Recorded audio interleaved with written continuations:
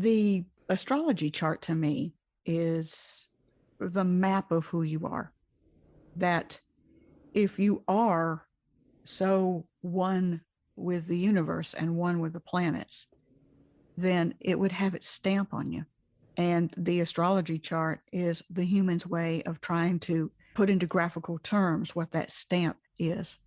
When you come into this world, you are born at a time that will never be repeated. All of the stuff out there will never be in that place again, similar to you never put your foot in the same river. It's always changing because the water is always flowing. So that map, that chart, This is a graphical way Unconditioning, of trying to explain Discovering the Voice Within, with Whitney Ann Jenkins. Hello and welcome to episode number 44 of Unconditioning, Discovering the Voice Within, where I bring on guests and we talk about the inner authentic voice and the challenges and the rewards that come from following it. This week I have with me Robbie Hunt. Robbie is a rogue astrologer who uses her skills as an experienced contrarian to combat junk astrology and astrological ignorance. She's a practical mystic and esoteric who dances with life as a metaphysical Christian minister and a teacher of earth-centered wisdom. She's a crafter of ceremonies that move others through the transformations in their lives. A born and bred country girl who grew up in the middle of nowhere, raised on country music, stock car racing, and respecting your elders. She's a badass Aquarian who gets her kicks cooking rather tasty but totally unfancy cuisine while listening to Bollywood tunes. And with all of these talents, she surrendered to what her life's work is all about, revealing what society, culture, religion, government, education, and other bureaucratic, fundamentalist, and boondoggled systems have hijacked, compromised, and corrupted. Robbie is also an expert contributor and guide in Serious Joy, which is an astrological service that was developed by Christopher Witecki. She is currently the voice of the Daily Pep Talk in a series within Serious Joy. And I know Robbie through Serious Joy, as I've also had the pleasure of having a personalized natal chart reading from her. And so I can tell you with great confidence that she really knows her stuff. We're also both members of a group called Coffee with Devin by Devin Dewar, and Devin was a previous guest on the podcast where she talked about her connection with the angelic realm. If you want to scroll back to episode 33, you can find my conversation with Devin there. I'm really excited to share this conversation with you that I had with Robbie. We talk about a variety of topics, including the current planetary positions and how that's affecting our current state of the world.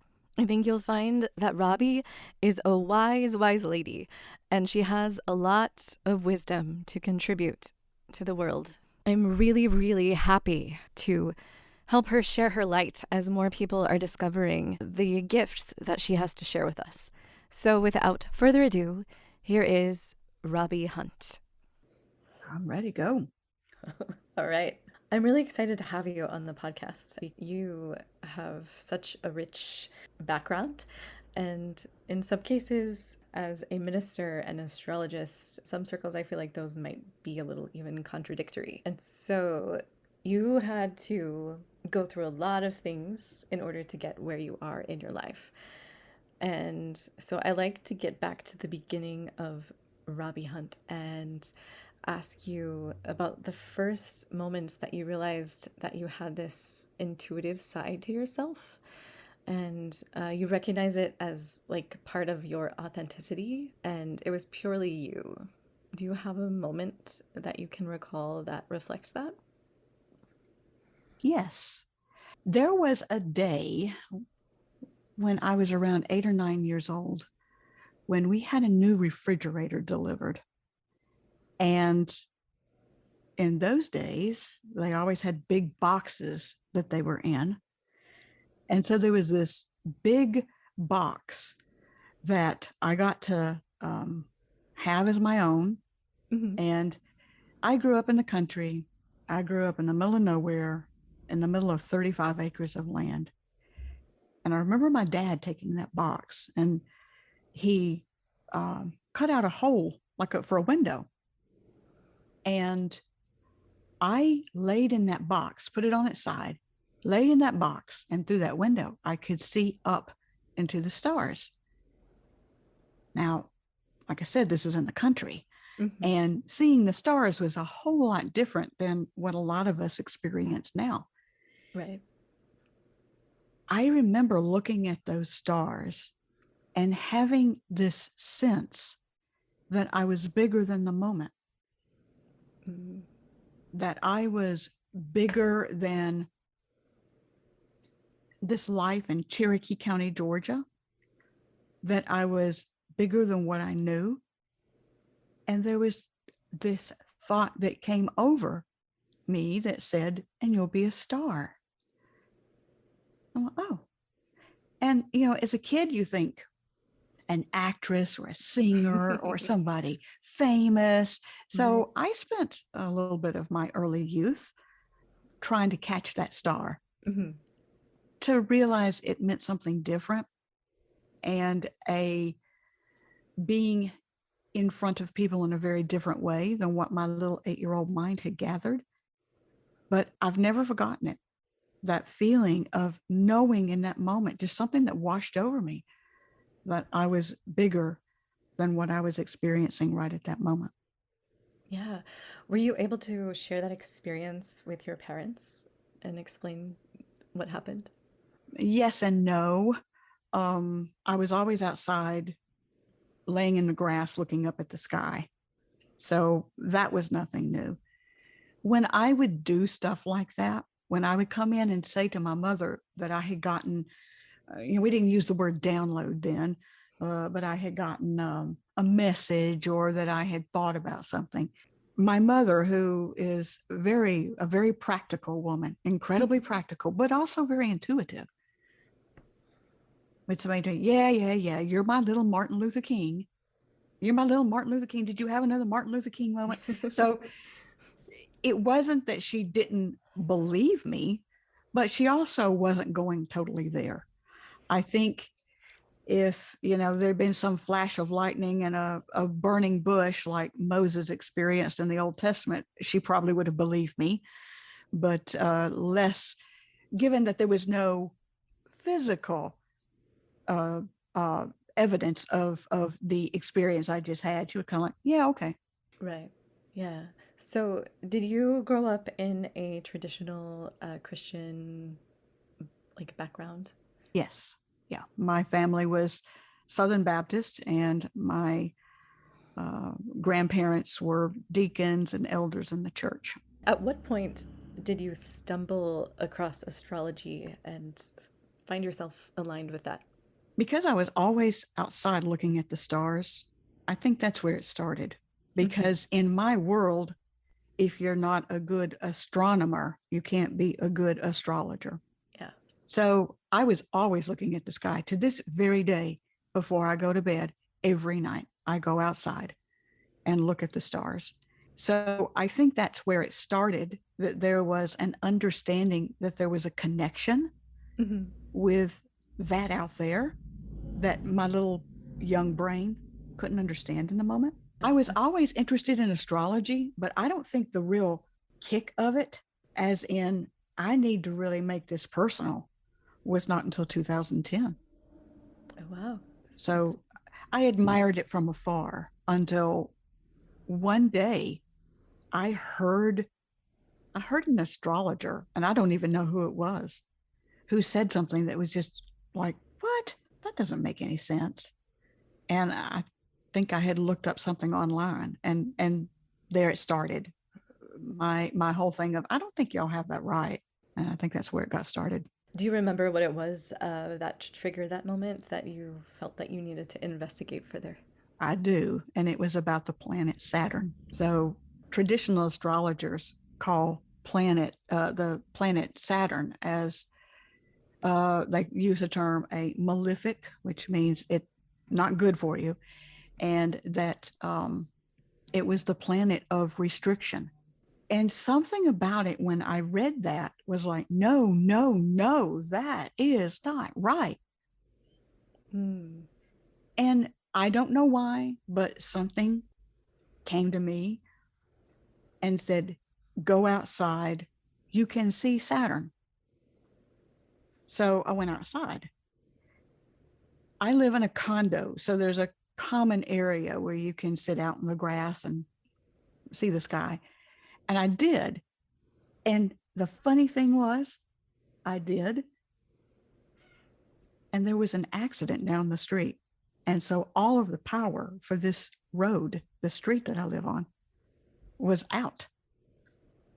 And so I could see the sky so much clearer because I didn't have all that light pollution. Right. So I'm sitting there and I can see Saturn because I'd already been playing with the astronomy, knowing where the constellations were and the type of thing. Mm-hmm. I entered into a meditation with Saturn, and it told me I'm not the planet of restriction. These rings around my orbit are a cradle. I'm here to keep you in an energy while you are being built, while you're being calibrated, and while the energy of what you seek is being created. The situation that you seek is being created.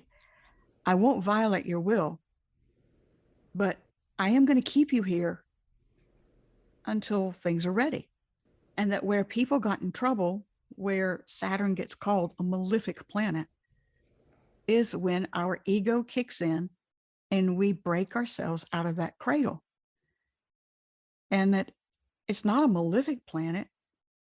It is a very nurturing, very taking care of me planet. And that it's keeping me in a space not to restrict me, but to build up the place where I want to go and build me up so I'm ready for it when I get there. And I remember at the end of that meditation thinking, I am not about to read that in any astrology book. And from that point on, I never looked at an astrology book. I went out and I meditated with every planet so that it would tell me what it was really all about. And that's what started it. You're really looking at the light and the shadow of each planet and everything that they encompass. Well, to say that a planet is there to restrict you would mean that God universe created a planet specifically to hurt and harm you. And that just doesn't work. All things are created for your benefit. Yeah. It's when our ego misuses them that the malefic or the life negating part comes into play. So would you like to share like what astrology like in the big picture means to you and how you're able to use it and to adapt to your life and navigate and be able to guide other people as well? Sure. The big question is, why does astrology work? At this point, I have a theory, and I'm still trying to test that theory. So if you were to look it up and, Google it and see what all of those people have to say, nobody really has their hands around what astrology really is and how it works. The best that I can come up with is at one point, all matter, now I'm speaking strictly of the physical, but all matter was one. And something that sparked the expansion of God consciousness also expanded the matter. And over time, as this matter moved away from its origin, collided with each other, became attracted or repelled with each other, it created galaxies, universes, our solar system. And so part of why astrology works is because we come from the very thing that was the planet. Yeah. Earth came from this single collection of matter. And we came from that matter. Now, I know there's people who talk about starseed and all that other kind of stuff. Even if that's the case, we would still be something that got its origin from a planet that at one time was all together with matter. Mm-hmm. So we're connected to it. We have watched over centuries and centuries. We see that when the planets do certain things, humans act certain ways. So we've got to be tied to it somehow. And certainly we understand that with regards to the moon, and that when the moon does things, it impacts our tides. We feel one way when there's a particular full moon versus when the moon is not full. So to me, astrology works because I'm connected to those planets. I am a part of it. They're a part of me. And so as they go, because they are a bigger energy than I am in the physical, so as they go, it has to have an influence on me. That's the best I can come up with right now. Yeah, I think that's an excellent description. I've had a reading from you. I've been fortunate enough to have that, and so you have this map of like scientific kind of almost structure, but also you combine it with your intuitive side. The astrology chart to me is the map of who you are. That if you are so one with the universe and one with the planets, then it would have its stamp on you. And the astrology chart is the human's way of trying to put into graphical terms what that stamp is. When you come into this world, you are born at a time that will never be repeated. All of the stuff out there will never be in that place again. Similar to you never put your foot in the same river. It's always changing because the water is always flowing. So that map, that chart, is a graphical way of trying to explain it. But we haven't hit on it 100% yet. I think that there are still graphical ways that we have yet to learn how to graphically design that relationship between you in a physical form on Earth and the rest of the cosmos. So intuition then ends up kicking in on the part that we still haven't really been able to put graphic design to yet. And so there is a part where a little bit intuition, but an equal amount of just understanding human history, psychology, all kinds of systems shows me, yeah, if these kind of energies come together, they typically end up this way. Mm-hmm. So it's a bit of experience coming in there, experience that shows me, yeah, when this happens, this is typically the end result of it. And then there's a bit of intuition to try to fill in the gaps where our human consciousness hasn't been able to 100% delineate and capture what that connection between us and that out there is. The astrology chart, at least from a geocentric point of view, is about life here on Earth.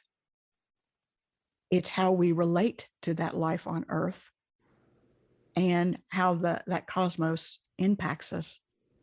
I think there will come a time when we will expand those charts. I mean, there is a heliocentric chart that looks at everything from the sun's perspective. But I think The astrologers, once we move into the age of Aquarius, will probably look also, when they do a reading, at the heliocentric and be able to tell you more about your connection to the greater, and not so much about how you're going to do it in the physical here on Earth. Yeah, to look at everything in a more holistic view. Mm-hmm. Yeah. Mm-hmm. Yeah, and it seems to somewhat have trickled into other things like psychology and like the Jungian archetypes and those kinds of things too. I tell people, if you're going to be a good astrologer, you've got to understand human history, human psychology, economic systems, how humans communicate, and the forms of communication, everything from a written letter to today's, euphemisms and common slang. You've got to understand family dynamics, passion, desire, motivation, Yeah. human health, how the body works, uh, any kind of relationship. Metaphysics certainly helps. World religions and world beliefs, governments and authorities, how groups of people work, including mob think, and understanding that there is a huge part that we don't understand. We talked a little bit off of this before we started about this particular time in our history and that this hasn't happened before. And so I was wondering if you would like to speak a little bit about what is happening now and where we are going. Mm-hmm. I know it's a Starting in big question. yeah, and that's one that well, 3 hours later I could still be talking about it, and nobody wants to hear that. So let's give it the Cliff Notes version. The last time that Saturn, Pluto, and Jupiter were all in the same sign was in the 1200s. There was massive change that went on in terms of, well, everything: arts, sciences, history, medicine, just massive. But there was also massive upheaval.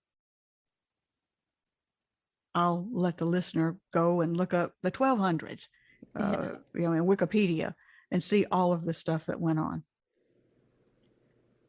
When we hit 2020, we came back to Jupiter, Saturn, and Pluto back in the same sign. In 2020, Saturn and Pluto conjuncted. And then, come on, brain. Sometimes when you look at the astrology years in advance and then you're looking at years in the past, you kind of forget where you are now. So in January of 2021, Saturn and Jupiter met. What that started doing was kicking off what Pluto in Capricorn is now finishing up.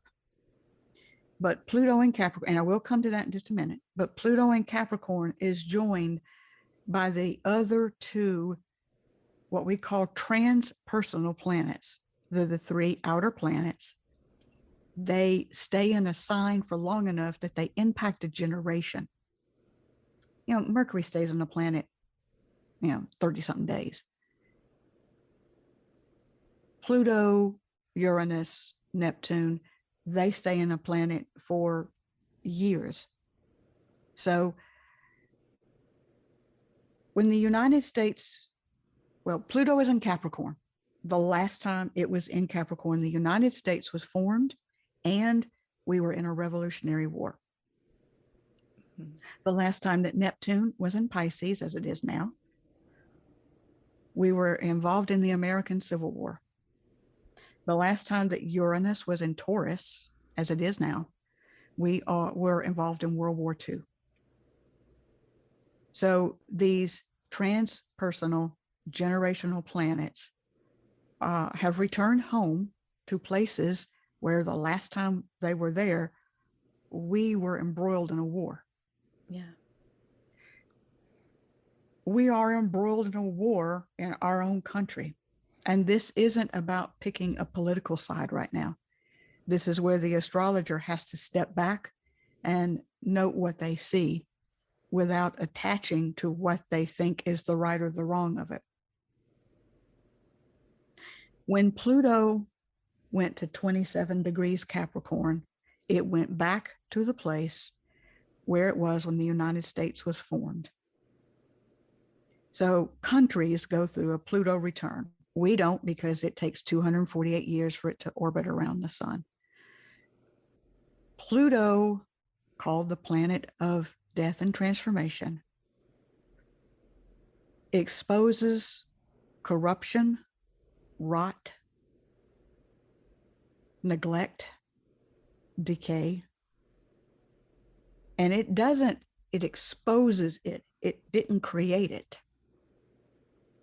So Pluto, when it moved into Capricorn in 2009, started the process of pulling back the onion layers. More specifically about the United States. But the United States is a leading superpower. So typically, as the United States goes, here starts going the rest of the world. Right. So as we record this, Pluto is now at 27 degrees retrograde Capricorn. When we were formed, Pluto was at 27 degrees retrograde in Capricorn. Pluto did hit 27 degrees early in the year, but it was direct. So it did hit the same degree, but this is the real degree because it's a retrograde Pluto to a retrograde natal Pluto. Mm-hmm. In Capricorn, it is about attacking,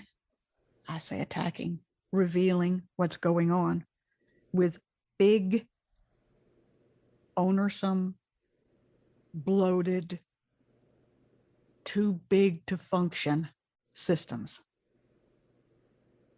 The teeny tiny little planet that even the astrology community still considers a planet, but astronomy says is a dwarf planet, is swinging a mighty punch.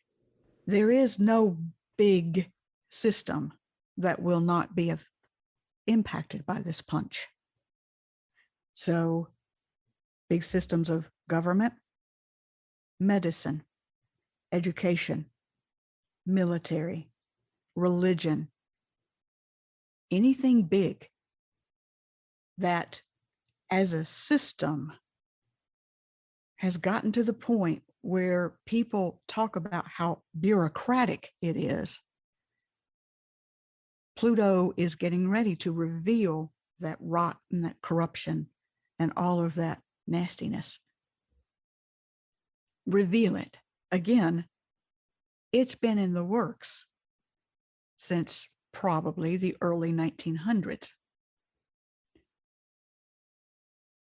What is going on is that because those three outer planets are in places where the last time they were in these signs, we were embroiled in wars, there is a warring energy going on.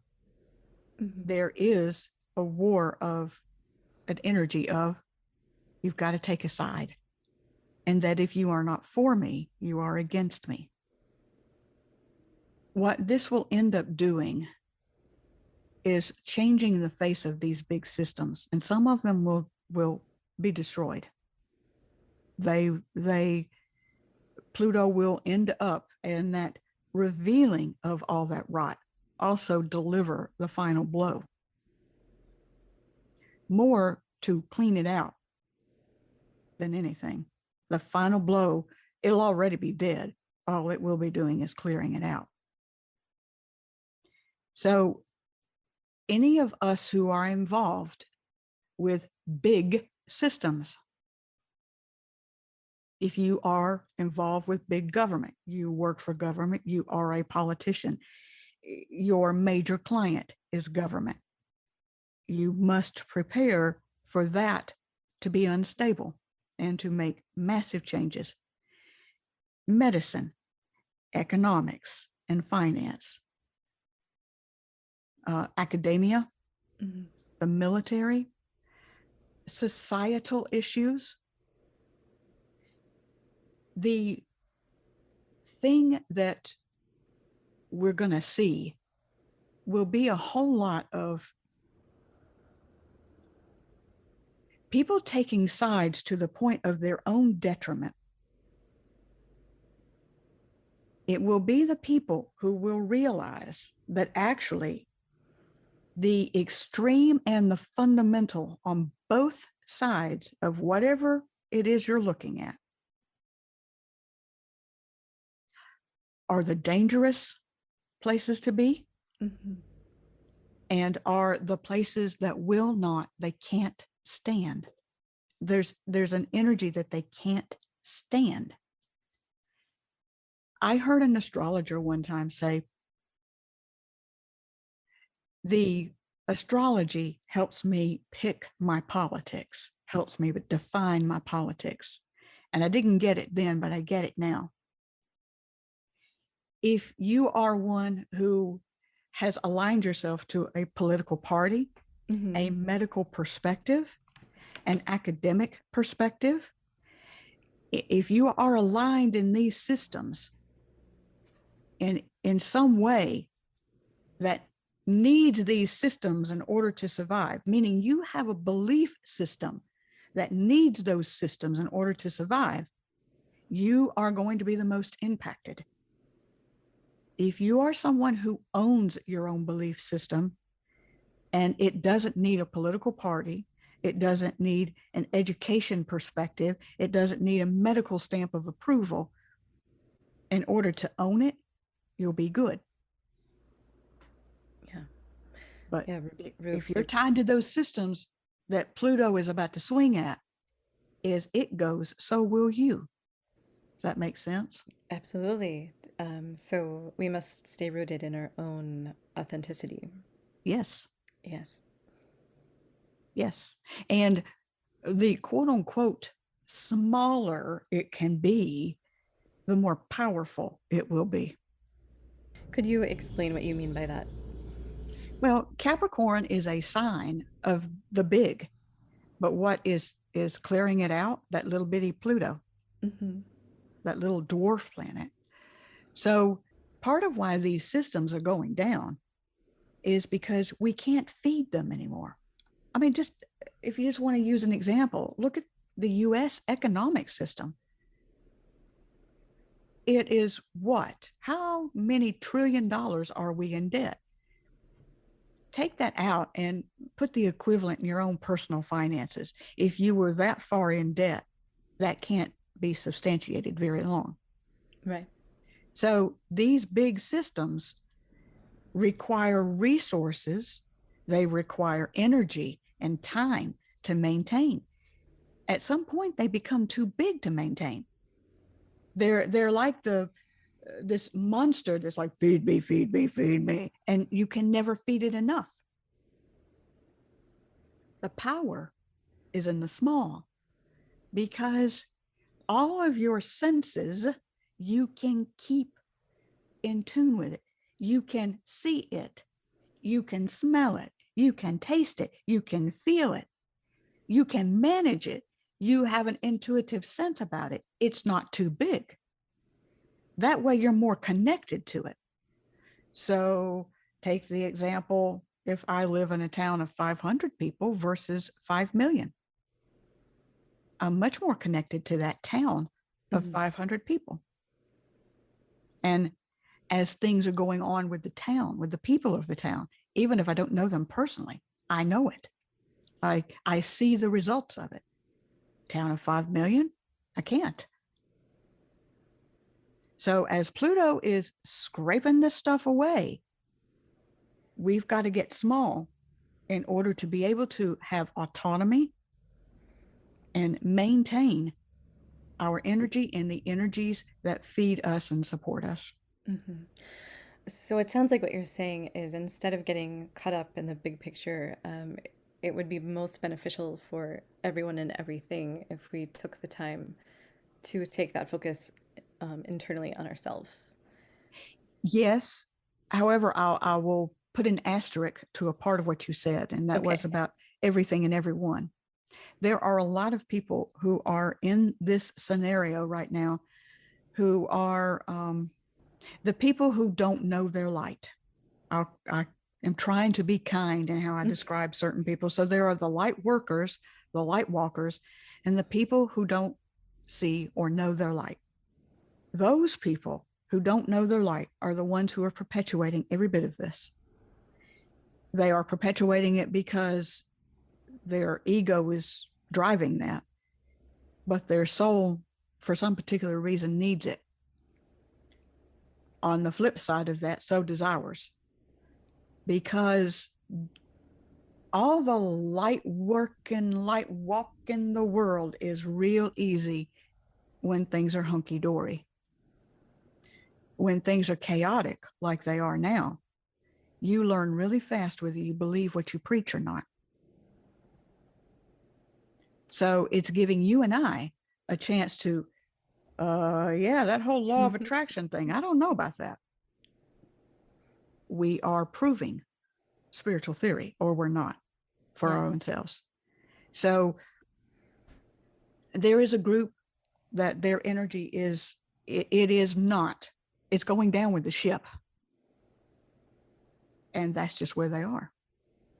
And there's no judgment about that. It just is what it is, as they say.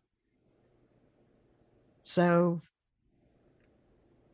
they will not be able to get small. Big is what they know. And when big goes away, so will they. And so Pluto is in this position until when exactly? Pluto moves into Aquarius in 2024. Okay. It will move into Aquarius, but then it will immediately retrograde back into Capricorn for a bit. And then toward the end of 2024 into early 2025, it will be done with Capricorn, and it will be into Aquarius until 2040 something. Wow. So a while. We better buckle up, it sounds like. Oh, I hope that you're buckled up already.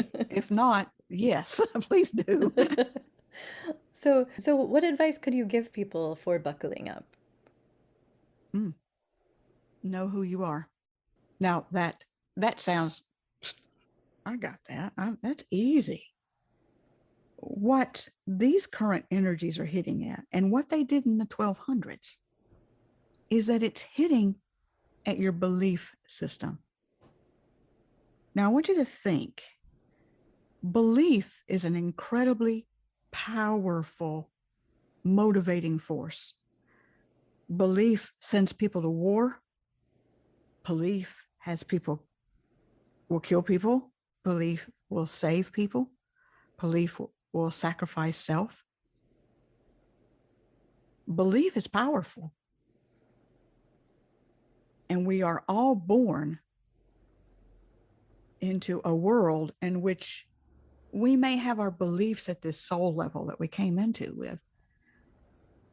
But for the most part, the belief systems that we're getting are of mom and dad, brother, sister, family, the immediate neighborhood, school, then the world when we go off to school, go to work, later on, however we define the spiritual.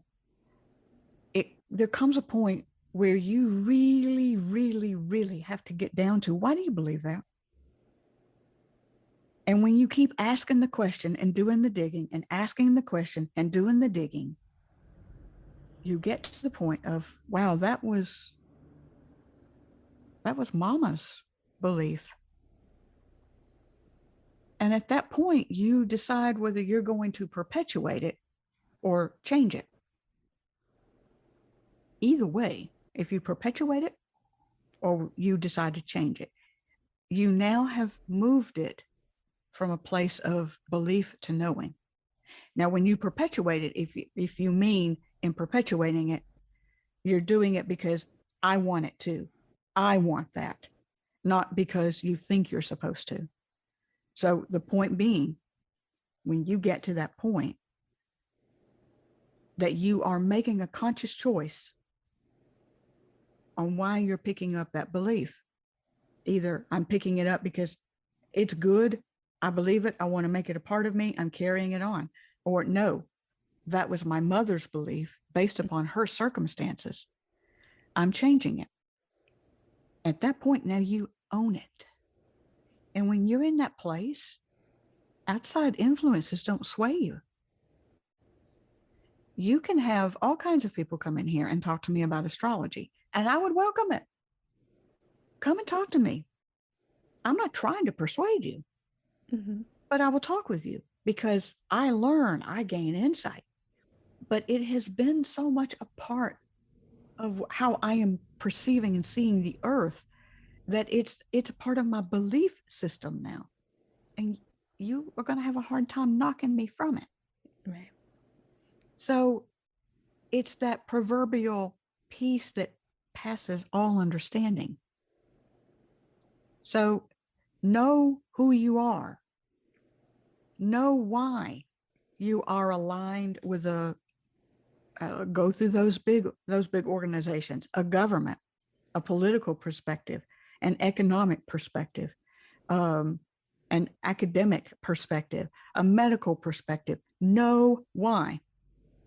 This is a huge part of what Pluto, when it goes through Capricorn, is going to end up doing, and that is giving you self-authority. Capricorn is about authority. The ultimate authority is self-authority. People would say, oh no, it's God authority. Self-authority lets God move in it and as it. So I would tell people the way to buckle in is to know yourself. And once you think you know yourself some more. Yeah. And then continue to know yourself some more. I guarantee you from now to the moment that you take your last breath, there is still more to discover. The more that you discover that and own it, the less somebody else can take it away or manipulate you because of it.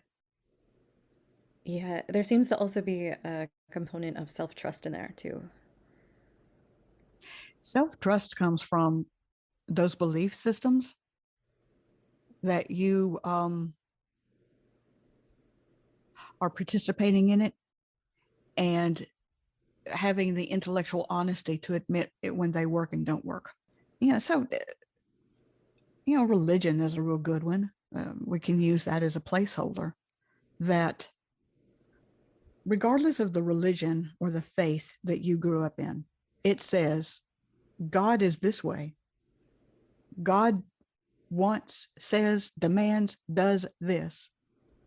And that you need to do it this way and everyone else is wrong. And that in their wrongness, there will be some kind of repercussion to that. That is someone else's belief system until you sit down and you do your own dance with it. And either it will prove itself or disprove itself.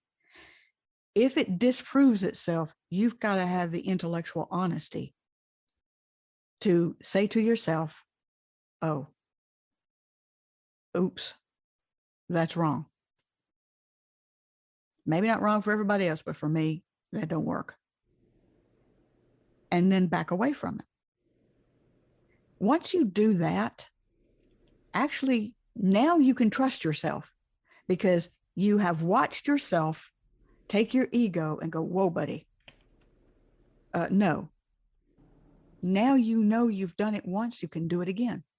So that's where the self-trust comes in, but you got to do it from that perspective. Yeah. And it seems that you've probably danced a lot with your beliefs and self-trust as you intertwine your identity as astrologer and also minister. Oh, good Lord, yes. Another topic that could keep us here until tomorrow morning. Yes. And do you call yourself a metaphysical Christian? Is that correct? Yes. Okay. And would you like to explain what that entails? Oh, yes. And this is a hot button, and there may be people who are listening who, when I finish with this, will go, BS, and they'll turn it off. And well, that's okay. And that's fine. And I invite everyone to be within what is true for them. So,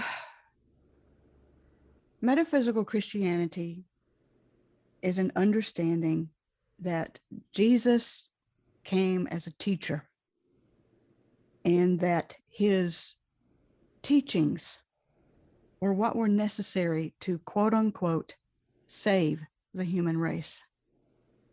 And that in his teachings, part of that was that you and your mother, father, God are one. And as such, you have an interaction with energy and matter that you don't yet understand. And that part of that is a mastery over the physical, a mastery over death, a mastery that says death is not an end. Death is where the direction and the road changed. And so that not that his death was necessary in order to, quote unquote, save you, but that his teachings remind you of who you are, what you are capable of, and that this is the bigness of that God particle, that God self in you. And now I am speaking strictly about metaphysical Christianity. A lot of what I just said sounds like maybe something that you would hear in a unity church or a Unitarian. Metaphysical Christianity does not say that any other Christed individual, the Buddha, Krishna, others, were not in a Christed way, that they were not valid teachers. But metaphysical Christianity aligns its energies to the teachings of Jesus the Christ, just like Buddhist teachings aligns to the teachings of the Buddha. It doesn't exclude the others. It just says, I'm going to kind of narrow my path and my focus. So ours is on the teachings of Jesus the Christ. In many Christian communities, there is a big discussion about what exactly were the teachings of Jesus. Metaphysical Christians are under the, how do I put this? It is our understanding, I'll put it this way, that the Bible that sits before you, we know that our traditional Christians, brothers and sisters, say that it is the infallible word of God. We feel that all of that has been altered too much through things that the ego seeks. The thing that the ego that Jesus came to teach us how to turn as a navigator and not the controller of our lives. That those things altered the Bible in such a way that it made Jesus more divine than you are. Right. That his death was necessary in order for you to be redeemed and redeemable, and that life is irrelevant without him. There is a ton of Bible history, the origins of the Bible from the original Aramaic text, that people have got to put Christianity into the perspective of. Jesus was raised in the Aramaic culture. The parables that he told were from that cultural context. And when you read translations of the original Aramaic. Jesus spoke Aramaic. The people who live in the same areas where Jesus walked speak Aramaic. Mm-hmm. Arabic and Hebrew come from Aramaic. He spoke Aramaic. If you don't understand all of that, you don't understand the connotations of calling God Father. Right. You don't understand the connotations of his parables. You don't understand the connotations of when he says, follow me. You don't understand the connotation of what it means. Do this in my name. None can come to the Father except through me. You don't understand what that means until you put it in the Aramaic context. Jesus spoke plainly and clearly because the people of that time, unless you were a Pharisee, unless you were a government official, you were typically poor and uneducated. Right. And so we go back to his original teachings that were co-opted after the Council of Nicaea and completely misunderstood after Aramaic was translated into Hebrew, Greek, Latin, and English. Yeah. I guess that's about the easiest way I could put it. That's lovely. Going back to the authenticity, which is the whole theme of this podcast, and absolutely, yeah, and it also flows beautifully together with your whole philosophy of astrology, and everything coming from the same place and originating in the same place. Absolutely. When you look at those people that we hold in, the light worker community calls them ascended masters. People outside of that would call the founders of those religions.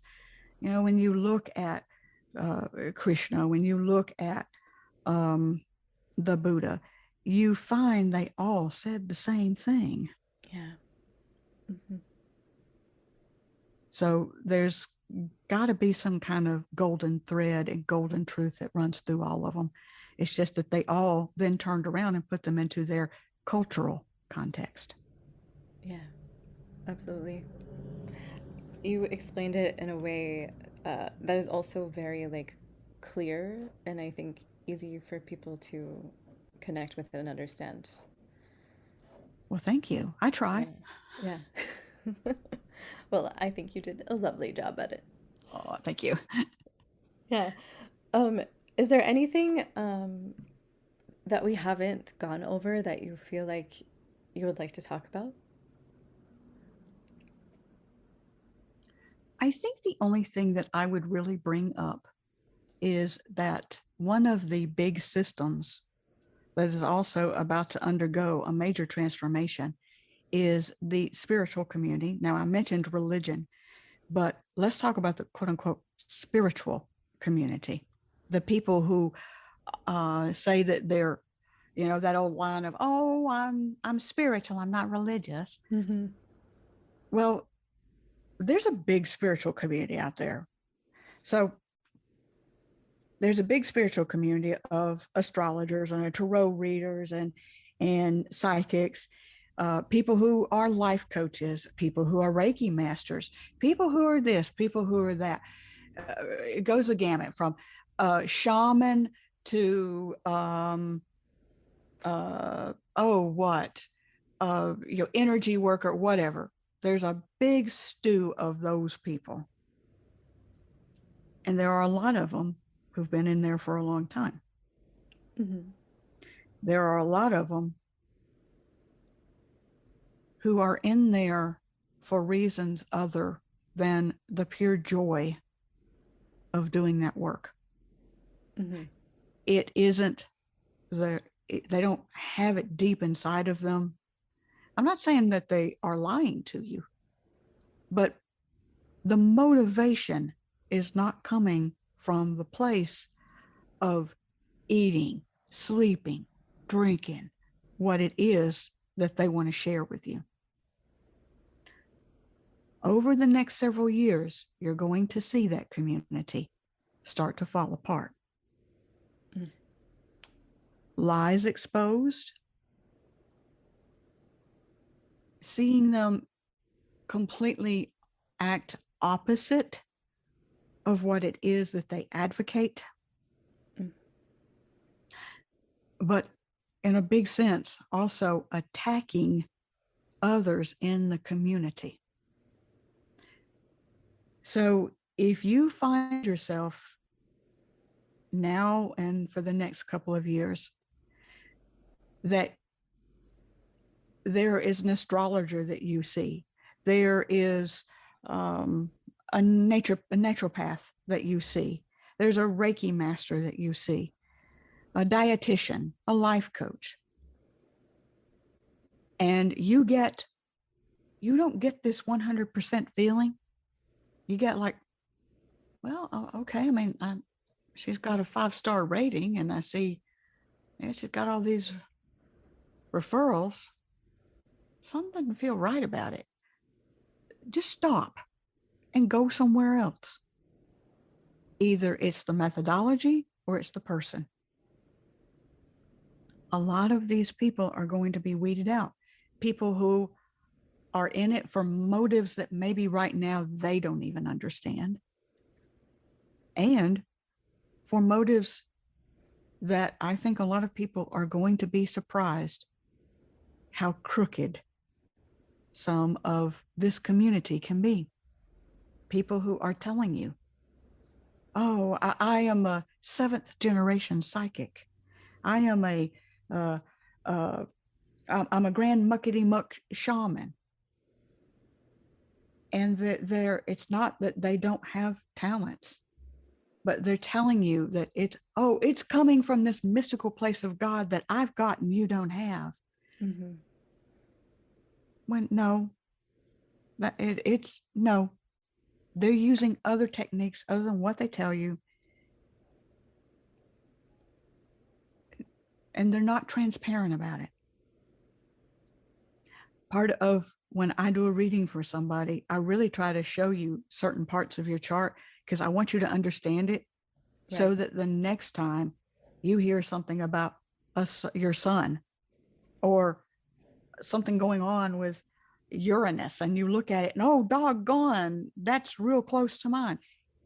You understand what it means, that you don't have to call me up. You understand it. So I think I would say pay attention to the quote unquote big spiritual community, and just pay attention to where you start to see cracks and crevices, because that won't stop. That's very wise. Thank you. And speaking of getting a reading with you, as I've had the pleasure of doing so, if someone would like to have a reading with you, what is that process like and where can we guide them? We can go to my website. I have an online booking calendar there. And the website is BITE, size, SIZE, astrology.com. There is a page that's clearly marked that says, book a reading. And then you can just look at the calendar, see what's available. I do different kinds of readings, from the basic natal chart reading to more complicated, what we call compatibility or synastry readings. Charts for if you are considering job changes, relocation changes, getting married, getting divorced, that type of thing. And so the list of what I offer is, and the prices are then there. Perfect. I will add that to the show notes so that people can click on that very easily. Thank you. Yeah. So before we wrap up, I have one last question that I ask. And that question is, if your inner voice had a billboard, what would it say to the world? Be badass. Be badass. Yes. I like that. Me too. It's very Aquarian of you. Yes, it is. Thank you so much for joining me this week. If you're listening and you like what you hear, please consider subscribing and rating this podcast, as it really helps get this podcast out to other people who might be interested in hearing it but don't know about it yet. And also, if you'd like to contact me or reach me, you can reach me at unconditioningpodcast@gmail.com or unconditioningpodcast on Instagram. Thank you so much, and until next time, stay tuned in to you.